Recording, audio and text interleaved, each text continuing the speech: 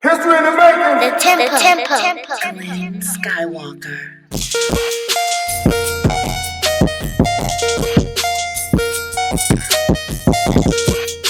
The tempo. The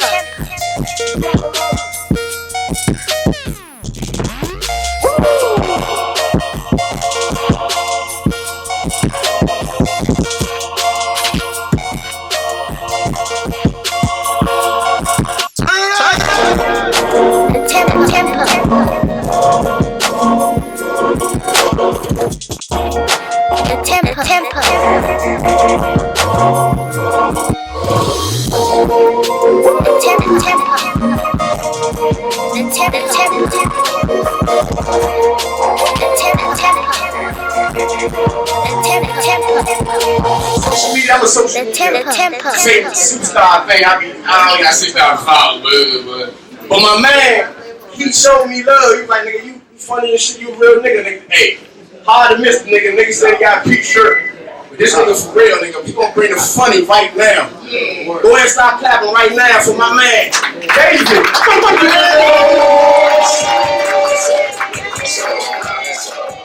back for a whole nother episode.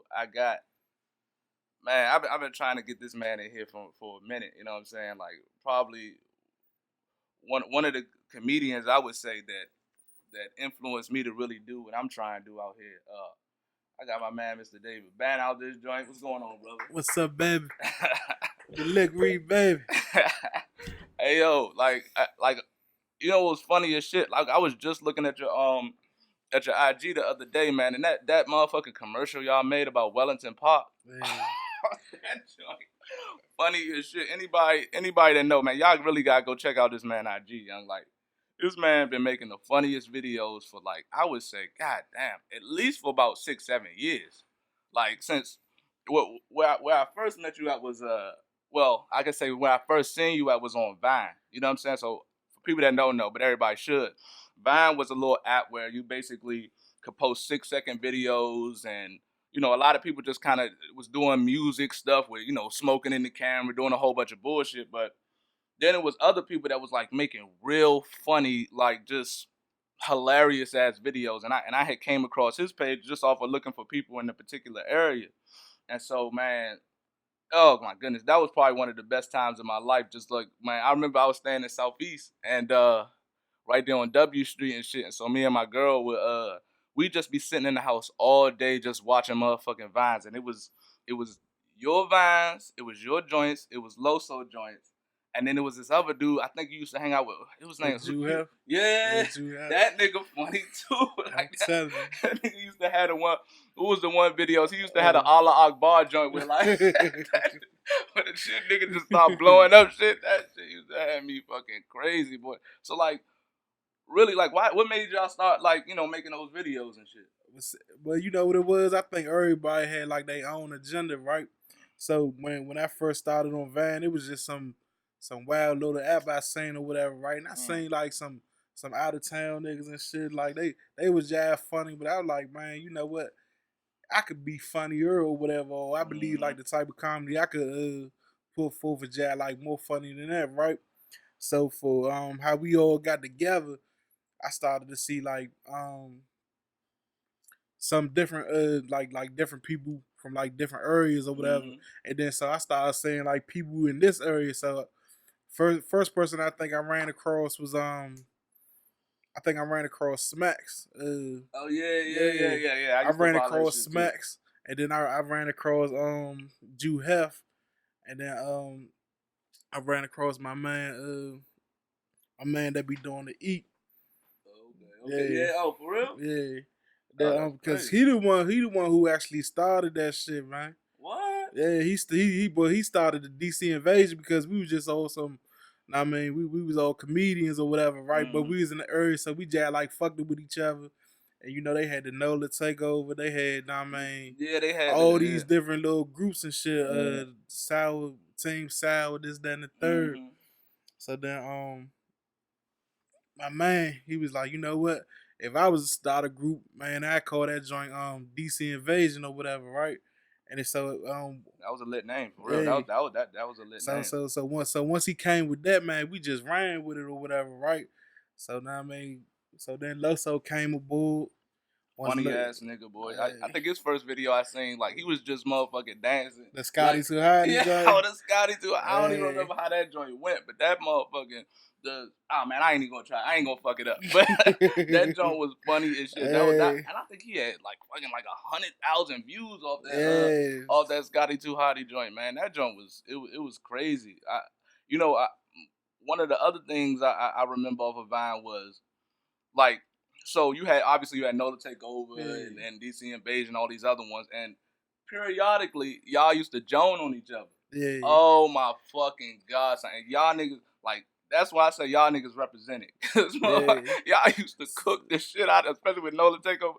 Y'all niggas used to cook the shit out. You know what it was? I don't know, cause me personally, I feel like, man, we was just like too rough or whatever. Like everybody was all friendly and shit, but that shit was phony or whatever.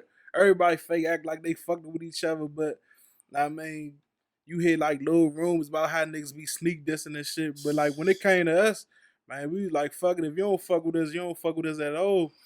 So now I mean, especially like our main issue was with like the niggas from over Nola Takeover and shit. Right, because they was really popular. They was heavy, man. But you know what it was? They was heavy, so everybody was scared of them and shit. So everybody would bow down to them and shit. But man, niggas, y'all niggas used to come at them. I don't even remember cuz name though, but it was this nigga who used to have this little perm joint to the side, like. Man, he ended up coloring that shit blonde. I don't remember that nigga name. Oh, damn. I think it's like Peanut or something. Yeah, something like that. Yeah. So y'all niggas got the joint, and it was just obvious between both of y'all. You was just cooking this nigga. Like the one video you made with the talk about why do fools fall in love? This nigga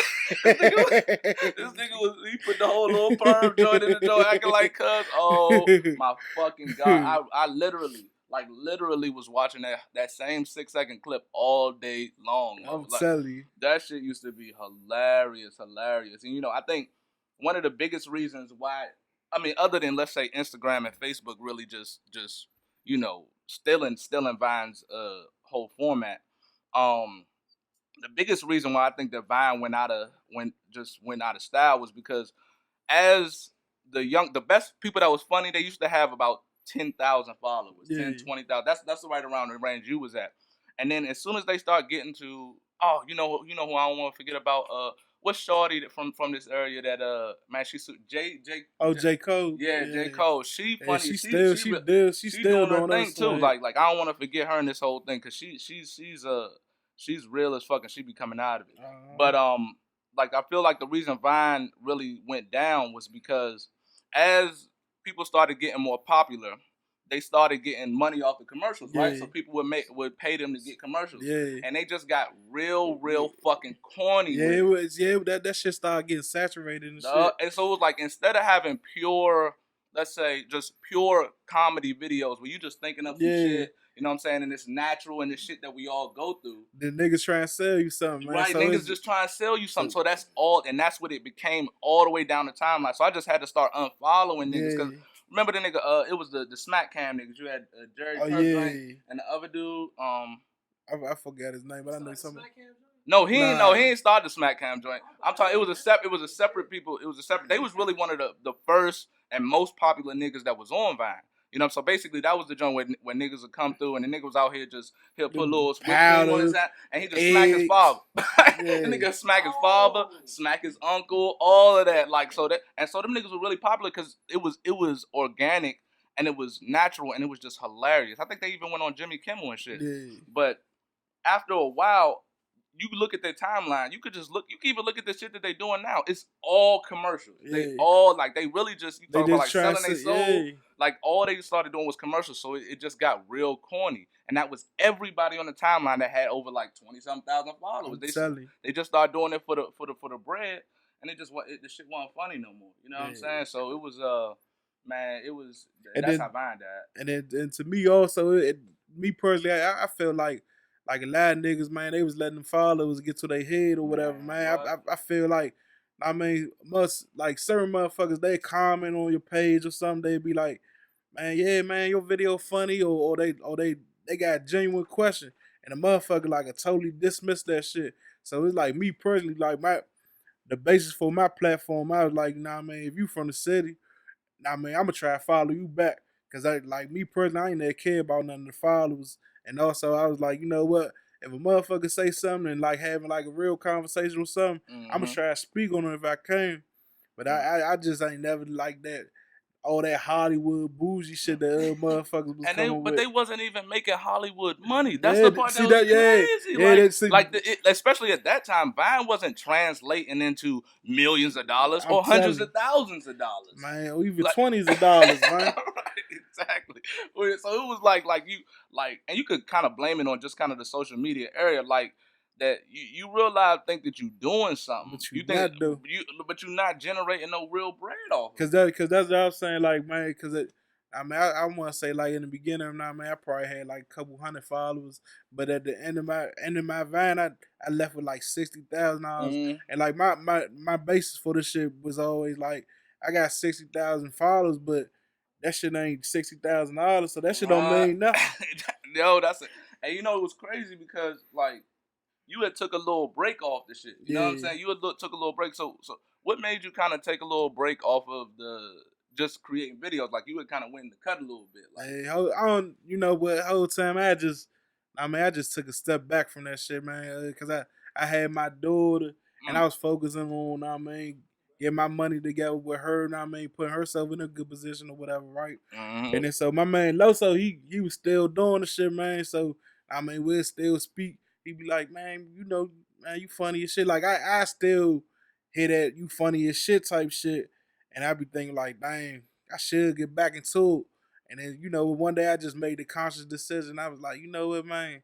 I'm about to jump into this shit full time. Yeah? right. And I was actually hoping because it was funny. Like I had actually I had seen you, you know, at my job in particular. You know, I don't really discuss the job, but I had seen you at my job and shit, and I was like, I hadn't seen you on like I think Vine was already done by that point. Yeah. You know, so I was really, you know, just kind of gravitating towards Instagram, and you know, Yeah. you wasn't really doing many videos on Instagram with the comedy, and so I was like, I know it was a section of people that just was like that was missing that. Yeah. You know what I'm saying? It was like, damn, like especially because we don't really see like local people in the area that really are naturally funny. Yeah. You know what I'm saying? Like, I mean, we and the crazy part, we are the mecca of funny people. I'm telling you. The mecca, like Martin Lawrence, Dave Chappelle. You know what I'm saying? Yeah. Like the kings of this shit.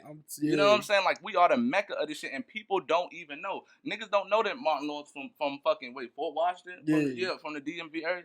Niggas don't know that Dave Chappelle from, you know, I think he's from Silver Spring, Yeah. but you know what I'm saying? That was just from this area, like, Yeah. and it's crazy how like motherfuckers don't even be understanding. So it was like I was like, damn, man, I really hope that cuz like get back into it. You know what I'm saying? And when I seen that you started to get back into it, I was like, oh, well, I got to come holler at this nigga. You want to know who kind of subconsciously inspired me though? That nigga Pat, cause Pat. Oh yeah, we can't forget Pat. Like, because before he really got the buzz that he got right now, I was following him on Twitter, right? And he came out with the motherfucking Last Stop joint. I was like, man, that joint funny as shit. Cause it's true. The Man, shit them is niggas true. press the shit out you with Son, some. it's the strip club. Yeah. It's the fucking. That's why I don't. Number one, I'm not a big strip club fan, just because I don't like fake shit. I don't like the girl coming up to me. I swear to God, like when you go to strip club, they put on this whole time they just want some coins. That's why I don't like that shit. And then it's 50 niggas and 10 girls, so it already feel like you want some creep shit. And then they try and fake like, man, they on your line whole time. They just want a few dollars. But exactly. And that part in Last Stop is the perfect representation. Because when you come in that joint, right, you'll have the girls now, they get to dress however the fuck they want to. So they be looking good. I'm not going to fake. The girls, they be looking good. And they going to come up to you and be like, all right, bet. Oh, yeah, you know, you should get this. You look good in this. Yeah, you look. And you be like, son, this ain't even, look at me. This ain't even my style, right? I'm telling you, trying to make that quick They be sale. like, oh, so you going to get this? All right, so you know you got to get the pants to match, all this shit. You be like, what you think I came in here to drop $2,000? I'm telling you. but like the comedic genius behind that whole joint, I just was like, young, this nigga funny as shit. And then he had another joint about slavery. That joint was funny as shit. So I mean, after saying that, I mean that kind of planted the seed or whatever, right? And just continuously watching my man Loso still do his thing. I was like, you know what, man? Let me hop in this joint, man. Man, hey, look, and I feel like, and that's one thing that I know, that if y'all just continuously keep putting out content, you know what I'm saying? It's gonna catch on. Like that's one of the things that I feel like that's how people really become successful, like, and be able to create some longevity with their career. You know what I'm saying? Because as long as you keep doing natural things and giving your heart into this shit, and people see it, and y'all niggas, it ain't like people are promoting y'all and y'all not funny. Like, you know what I'm saying? Y'all niggas is hilarious out this motherfucker. Like, I be sitting up there thinking like young, real life, I used to joan and shit and go back and forth in high school, but I was like, I can't fuck with these niggas. Like, these niggas be the type of high school, I'm saying, you try to tell a little joke, them niggas will cook you for the rest of the fucking, everybody be talking about that shit for the rest of the year, you know what I'm saying? So that shit, like, it's crazy, like, so were you like a comedic type of dude in high school and shit like that? Yeah, see, like me personally, I always like been funny on the low, like just been thinking about different scenarios, like in school, just always was the class clown, like the little, know what I mean, funny nigga or What whatever. school you went to? I went to Suitland, and before that, I mean, I went to other little schools and shit. Oh, that's lit. That's lit. So then y'all have, y'all had. I know you kind of transitioning now into the actual stand up comedy world. You know what I'm saying? And like, so what are some of the difficulties that come from just kind of being able to think of an idea and just display it, and then coming up with a whole set for like 20, 30 minutes? Like, what are the difficulties that kind of come with that? Well, man, Loso, we did a comedy show, now I mean, a couple years ago, and that was my first actual comedy show. And then so you know what, I had a set written down, right? So, but the set that I had written down didn't cover the whole time or whatever, right? So we did a little joint.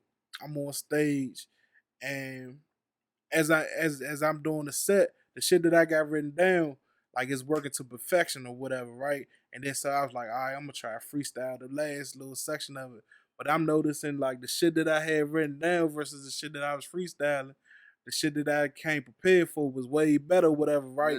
But luckily, what happened was I had a girl try to heckle me. So since she tried to heckle me, man, she just like helped me with my time because I was just joning on her for like the remaining time. Hey, look, that's one of the beauty that comes with comedians, and especially live sets, is that people be waiting for that. People be like, the whole set be funny, and motherfuckers be like it's like a challenge sometimes. You know what I'm saying? When people go in the crowd and they just like, yo, you not funny, la da da da, because it's people's own selfishness. You know what I'm saying?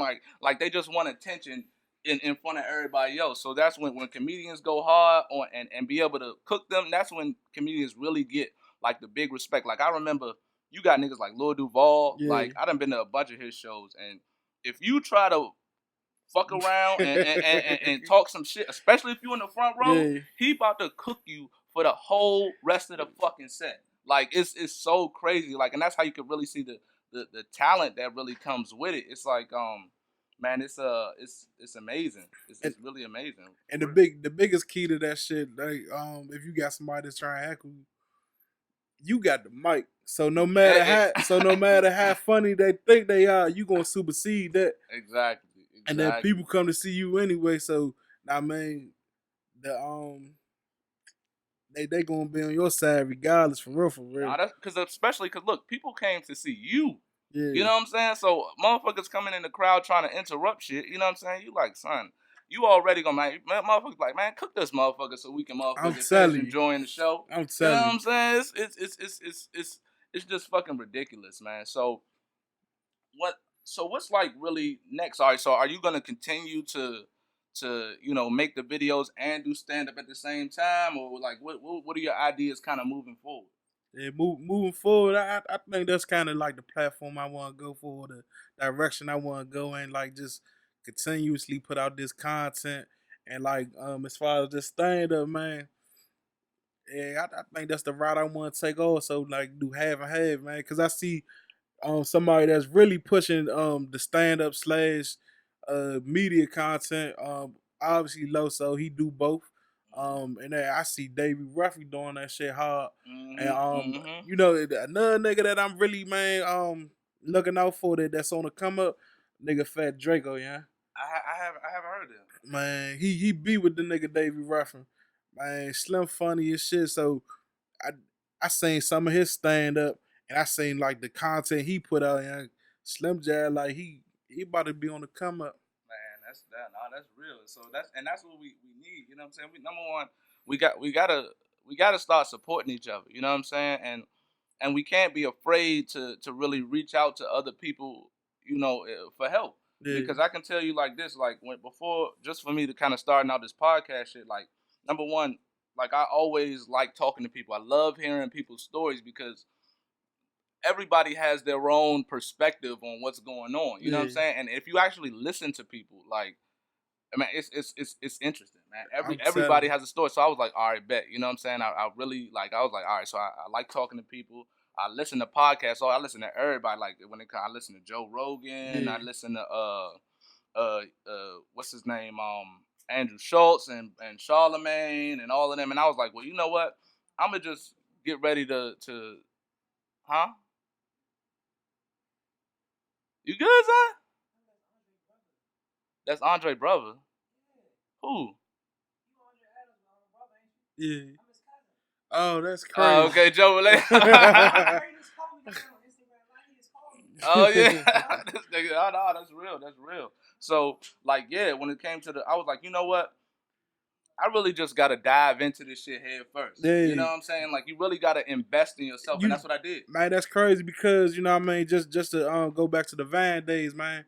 And you know, the core of the DC Invasion, the person who really started was Malik, right? So Malik, he came up with the idea for DC Invasion, right? So then you fast forward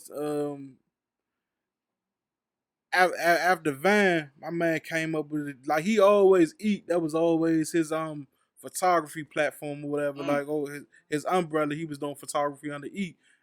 Talented the shit is that, right? So then he came out with the clothing.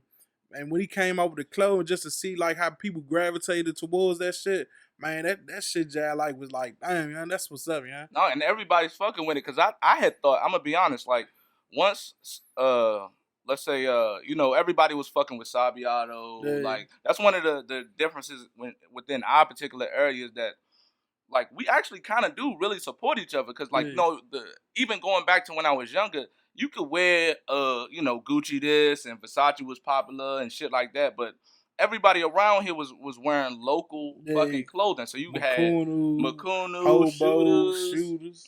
And it was like, so after like as those trends started dying down, I was really thinking like, all right, so maybe this, I was like thinking like, well, maybe the whole local DC clothing line shit is about to just fade out. And then I started like just me, you know, I'm out here, I'm just working and shit, like, and I'm starting seeing everybody with these Eat fucking joints, like, and I was like, yo, that shit got lit. You know what I'm saying? I was like, see, that's what I'm talking about, like just keep supporting not only black business but local black business. You know what I'm saying? That shit was lit. And then the thing also with Malik, man, what I really respect about him is like, all right, he got this success, right? But like Slim deserving of that shit. Like Slim ain't no working. Yeah, but he not no jinky ass, petty ass, snake ass dude. Like Slim, a genuine nigga with a good heart, and like he really do, know what I mean? As far as like he get back to the community with the kids and all that. So to see a nigga be successful with that Eat shit, and then also to see the person who actually is successful, it ain't like it's like no snake ass nigga that like, man, that bam ass nigga came up off that shit. Mm-hmm. So it's good to see my man shine off that shit. Man, I think that's really, I think that especially this is where we really need to pay attention to, because when people get success locally, it's natural and it's organic. So you don't have the outside commercial fucking the commercial industry kind of affecting people's personalities and shit. That's why we should really support each other locally. You know what I'm saying? Because these are the people that are not only going to, you know, reach out to you, you know what I'm saying? But these are the people that also want you to succeed in a way, you know. And I'm thinking like, all right, so there's always been this narrative in the black community that we don't support each other. But the reality, once I really started like just asking and really like putting my work in, I started seeing and reaching out to people. People was absolutely receptive. Yeah. I can say as far as like the local artists that I've dealt with, a Kev that does tats, he got like 20,000 followers. I got another nigga King. We going after this. We gonna go to his tattoo shop and film something. And like man, people have just been receptive. And you know what I'm saying? I really appreciate it. But it lets me know that like, look, we can really come together as a community. Yeah. You know what I'm saying? We really can. Like look, we need to stop spreading this narrative that black people don't support black business. You know what I'm saying? Because this is the time in which we don't have to go to extra entities and let's say like big corporations and distributors in order to get our content out. You know what I'm saying? That's the beauty thing about right now. We could go ahead and do a podcast. Oh, excuse me. We can go ahead and do a podcast, and I could just post it online, and people can hear it, and they gonna fuck with it. It ain't like they gonna fuck with it if it's good. Yeah. You know what I'm saying? And that's natural. You don't have to have one person or a group of people deciding just because they got the money and shit to make it happen. With what's popping or whatever. Yeah, so it's man, that shit is beautiful, man. So, you know, we definitely gonna keep it moving, like and shit. So I know the one thing I wanted to talk to you about was, so has like, because I know, you know what I'm saying, with your followers and your reach, have people like kind of reached out to you trying to book you for events and things of that nature? Like, I mean, but see, you know what? I've been out the game so long, but I mean, now that I'm back fucking with this shit, that it's starting to link back, pick back up. Somebody just hit me the other day about wearing their clothing line. I mean, no, that's lit. That's lit. You know, little shit like that. No, that's absolute. That's sweet as shit. So I mean, like, well, what do you think is the biggest differences? Because there's a lot of motherfuckers who are funny in Instagram. You know what I'm saying? And that once they, and that's one of Little Duval's big criticism of Instagram comedians, because it's like there is a difference between like somebody who's funny for 6 seconds or 30 seconds and then somebody who's a comedian. Like, what would you tell motherfuckers that really that are doing on Instagram, but they want to be comedians, you know what I'm saying, but they may not have the talent for it? Like, you know what I'm saying? Like what would you tell them? Me personally, I feel like, man, if you funny, you funny, huh? You gotta understand, like, some of the shit this guy like doing numbers, I don't think it's funny, huh? Like, absolutely. Like I could just say, for example, I didn't mean to cut you off, but like, just for example, like, you start, when you look at the shit that gets like 1 million views and things of that nature, should be corny. It be corny as shit, you know what I'm saying? And I be like, motherfuckers, because once you get to a certain level, it's like people just support you just off the strength. Yeah, just off the strength. It's funny. Like, that shit don't even be funny. They be like, oh, your shit crazy, man. This shit was live. Like, so how do you separate whether the love that you're getting is authentic or whether people just kind of hopping on dicks because you're popular? Oh, see, me personally, I don't feel like I'm popular. I just feel like, well, that's a lie. The shit I put out, I put out the shit for like the hood niggas, the street niggas and shit. Mm-hmm. That's why I do like shit in regards to like STDs, like little hood shit. Man, look, that shit that people go through though. Yeah. Like motherfuckers like food stamps, all that big geek and shit I can relate to. Motherfuckers lying at Wellington Park. Because everybody got that good man that no matter what you talking about, you know he welling, man. Like you could be hanging with the nigga all day, right? So somebody else come up, what y'all do yesterday? Man, Slim, why we was at Jurassic Park? And you be just thinking like, what the fuck?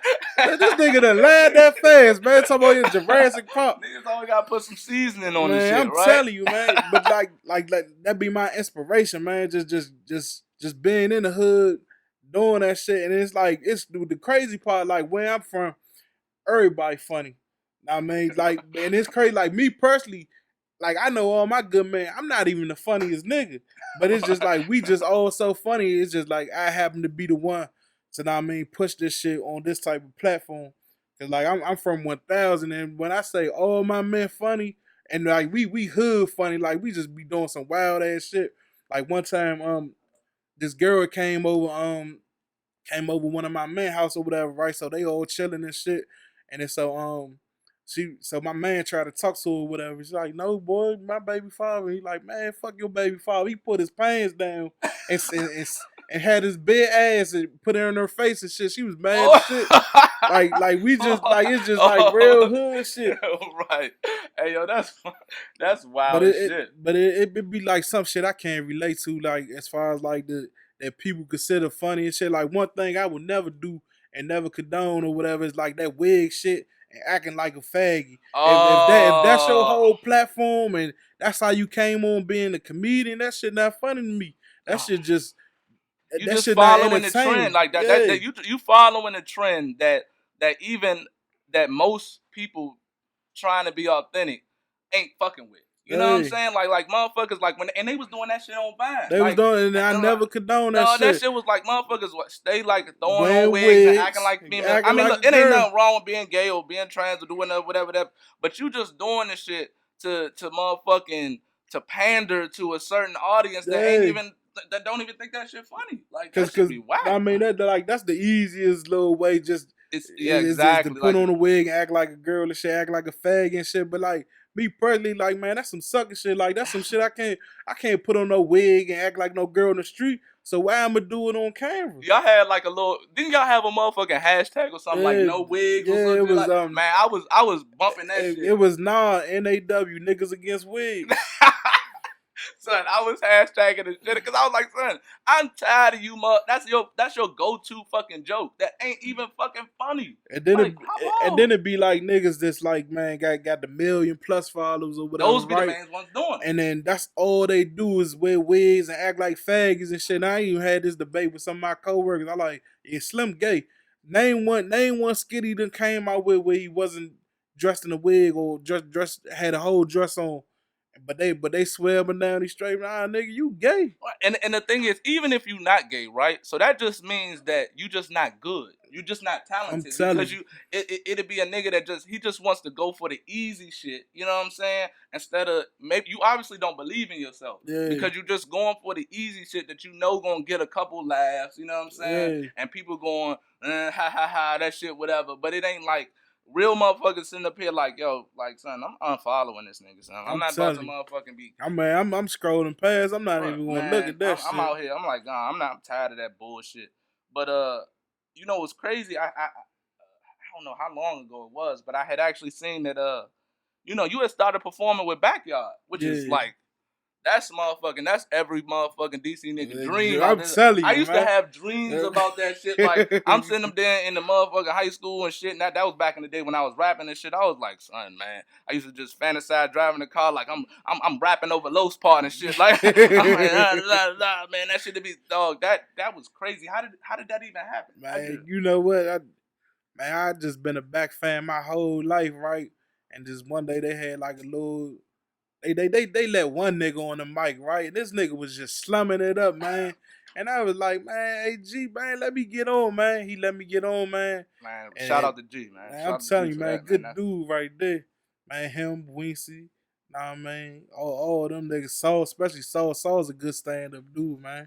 Nah, Buggy, all them niggas, man. That shit was, when I seen that, I was like, oh, this nigga's just...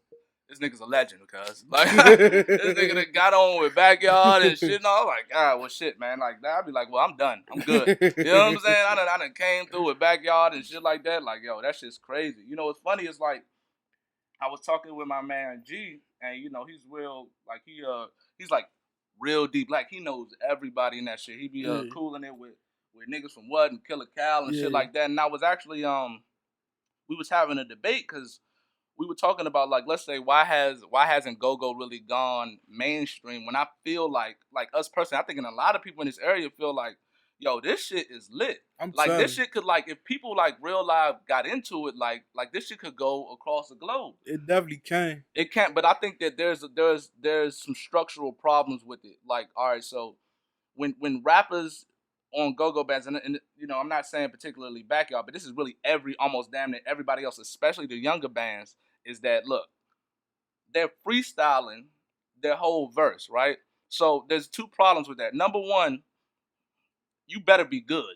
Yeah. You know what I'm saying? And because people in the go, if you in the go-go, you can't really hear what the fuck the nigga's saying, and the band is out here cranking. Yeah. So it don't matter. You could be saying some bullshit. What the fuck they saying? Yeah, you don't give a fuck what they saying. But the problem is that when you're listening to it in your ear and you playing it back, you like, yo, that was a slum ass verse. That shit was like, and you find that consistently. Like, I think that like go-go could typically go mainstream. I would say if number one, they started doing mostly, if not all, original music. You know what I'm saying? Like, I'm talking about like not taking other choruses from songs and stuff, because I feel like look, y'all have the talent. You know what I'm saying? Just go original with it. And I understand it's a difficulty with it, because when you're doing a live show, right, you want people to be able to vibe with it, right? And this is why artists typically don't like doing new songs when they're doing performances, because when you're doing a performance, if people don't already know it, it's hard for them to either kind of get it in their ear. You know what I'm saying? So it's like people can't really vibe to it. So I don't know. I think that if they started having structural, like I don't care how many bars it is, 16, 32, whatever you're going to do. But if you had a structural verse that people can remember and then recite back, then the rapping part could be a lot more, like the song could be a lot more cohesive for people that don't necessarily know about the music. They could start hearing the lyrics and then being able to shoot it back. I think one of the bands that had that ideology as far as like having original tracks and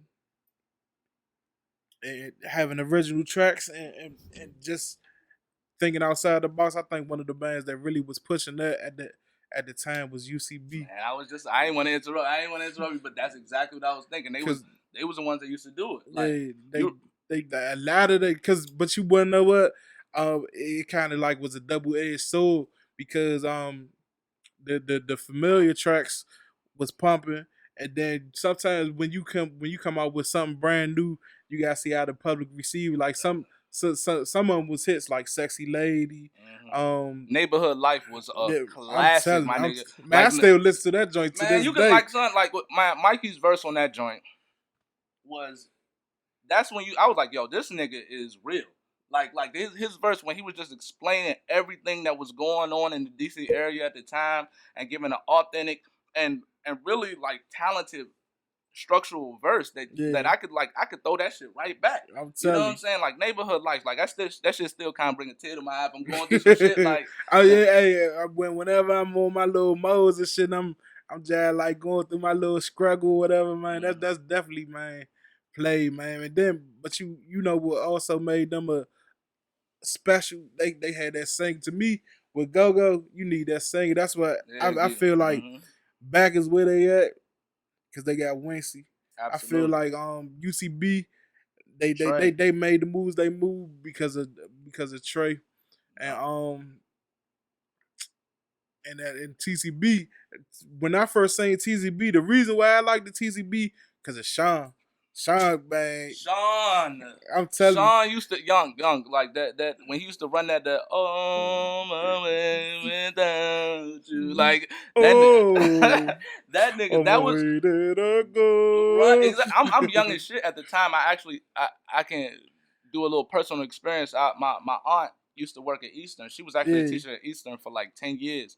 And when she used to bring me, I think I was like, oh God, I was like 11 or 12. And this was back when go-go bands used to actually come to the high schools, come to schools and perform. And they used to perform at Eastern every year, TCB. I think because they all from Eastern. I think they went to Eastern, if I'm not mistaken, some of them. Yeah, probably some of them. Yeah, so like I was actually, she used to bring me to a couple of the shows and stuff. And so we came in the joint. And that was when I first heard Sean and it was like all the original men. You had Bo, Sean, Sweets, Low. Who else you had? I mean, you had what's one of the greatest timbali players ever. Love was insane, and this was before I'm young. I'm listening to rap. I'm not even listening to go for real. And just to come in there and hear like these dudes that they hood dudes, but they're playing instruments as talented as anybody out there, like that, and that shit really changed my whole perspective on go. I was like, yo, these niggas ain't like, cause maybe sometimes when you listen to it in the car, you can't understand. When you go in there, you're like, yo, This nigga is swift on the drums. This nigga swift on the timbales. These dudes is talented musically. Oh, baby. You know what I'm saying? Like, so I was like, yo, that was the biggest thing that really put me in the go-go was TCB and Sean. Like, and that's, you know, you definitely need a singer to kind of get that shit right. And you know, there are a lot of bands that still, I say that have kind of survived the test of time that still put out great music. I mean, look, No Impressions, man, No Impressions is they are swift. You talk about, like, as far as these dudes are a solid, smooth band. You know what I'm saying? You got people like Reaction is out here still cranking. I really wish that CCB was still out. They did they come back together? Yeah, they just did something about the film over back. What? Yeah. Oh man.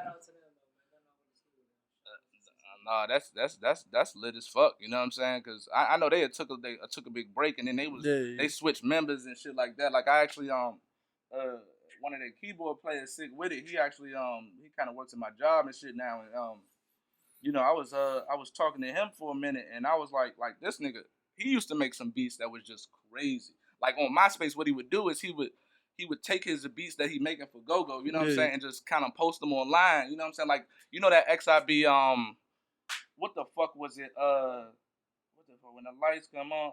Oh, She the Bomb. She the Bomb, right?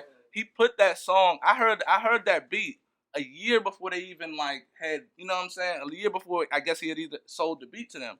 And that shit was, I was like, yo, that shit is fucking lit, boy. Yeah. And now, like, he was telling me a lot of the one of the main problems that made it difficult for Go-Go, like for bands across the years. You know, they started making legislation that oh yeah, when they start shutting down the clubs. They started shutting down the clubs, and then they made it that if you were having live bands, which is obviously an attack on Go-Go, then you being able to get your license, you know what I'm saying? You being able to get your license was going to make it a lot more difficult. And there were extra fees that were involved if you're going to be playing live bands. So now the promoters that are going to these different spots that are trying to make some money off of it, you know what I'm saying? They like, well, they out the game because they like, look, I can't.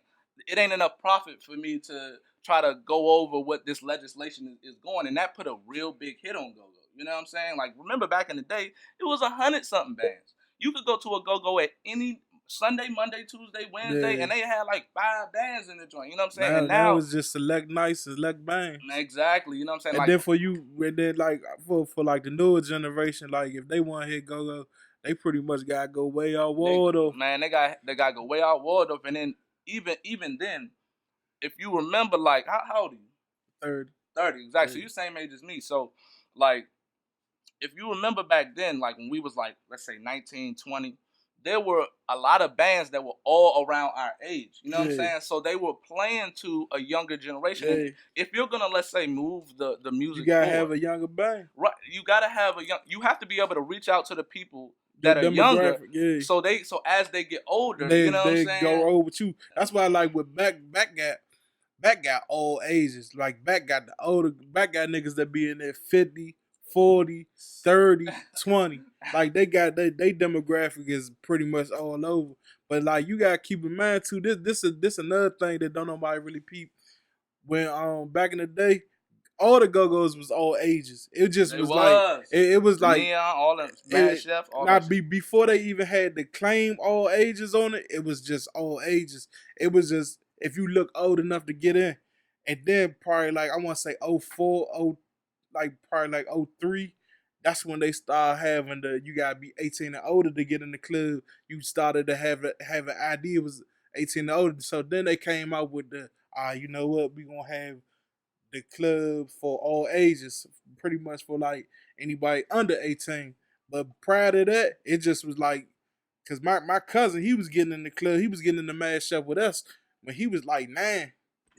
that used to be the big thing about it, because they'll have all age Go-Go's that start at 9 o'clock. Yeah. You know what I'm saying? And so what happened is the people that was going there was still, like, you might have some 15, 16-year-olds, you know what I'm saying? 14. Sprinkled in there. They sprinkled in there, but it was still a young people's type. It was young adults type. Yeah, it was probably like the age group for like the Black Hole probably was like 18 to like 30. That was the age group for it. But then you'll have like some young niggas in there that's like 14, 13 or whatever.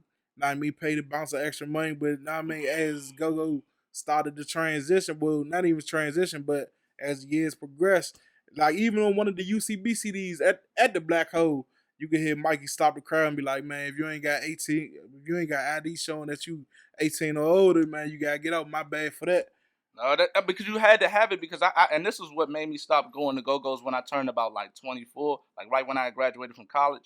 It was like I like because I had I was down North Carolina or whatever and so when I came back I was like, all right, I'm about to get back into the go-go, and so I started going to the go-go's, and I'm real live. Before it used to be just young adults. Now I'm looking in the joint and it's all little kids in this joint. I went to the CFE. It was like one of them 20 bands or whatever, and I go in the joint and I'm like, hey yo, what the fuck, man? Like it's little ass kids in this joint. I can't party with, like, I feel weird now. You know what I'm saying? And I think that it was because promoters were under so much pressure now that I need to be able to make my money back. They letting whoever, like, you know what I'm saying? They letting whoever, and they letting, like, you got you and your, all right, it's cool, bring your 8-7-year-old little brothers and shit, and so we can get this cash, but it's changing the atmosphere. You know what I'm saying? So, I mean, but for the old ages, I think they catered some more towards that during the day, and at night they kept it to 18 and older. I know, man. So I mean, like, look, at the end of the day, we gonna keep pumping it up, man. I hope that younger musicians, I would say, will start really gravitating towards it, because it's still a genre that is widely respected in the area, and it produces a lot of original content that we can say is ours. You know what I'm saying? Just being from this area that we can say is ours. And you want to know what's I think fucking the area up? Man, everybody want to be from out of town. Everybody want to be from Atlanta. Everybody want to be from, somewhere down south. Like DC really losing this originality, huh? Man, like niggas don't even dress like they from here no more. They dress like they from, niggas wearing satchels and shit, purses and shit, man. Like, right. You used to be able to tell nigga from DC versus a nigga that was from out of town. Now, man, you can't make the distinction, and then like they using they lingo and all that shit. And I think that's a saturation thing, because when you back in the day, there wasn't, because before the internet, for real, you know what I'm saying? Yeah. Before the internet, it was like you ain't know how New York niggas really dress for real. Yeah. You know what I'm saying? You ain't know how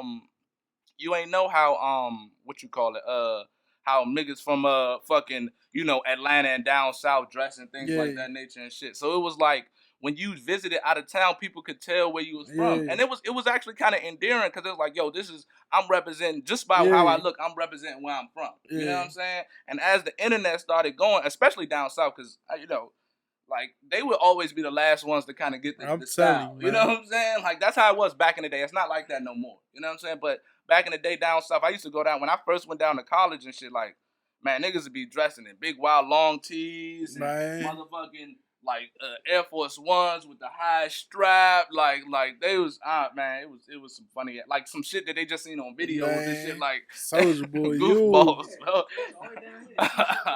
Right. But now everybody could just look on the internet, and they just like, all right, we're just gonna adopt everybody else's style, so it's the world is getting smaller, kind of, you know what I'm saying? So I mean, it's just something we gotta adapt to, but it's something to be said about having pride for where you from, you know what I'm saying, and representing that, you know what I'm saying? So proud of where you from, man, absolutely. So, man, I ain't gonna take up too much of your time. Look, I appreciate you coming through, brother. No question, you know what I'm saying? Hopefully we can get a part 2. We can get some other people up in this joint, you know what I'm saying? I definitely want to talk to some other people. The tempo.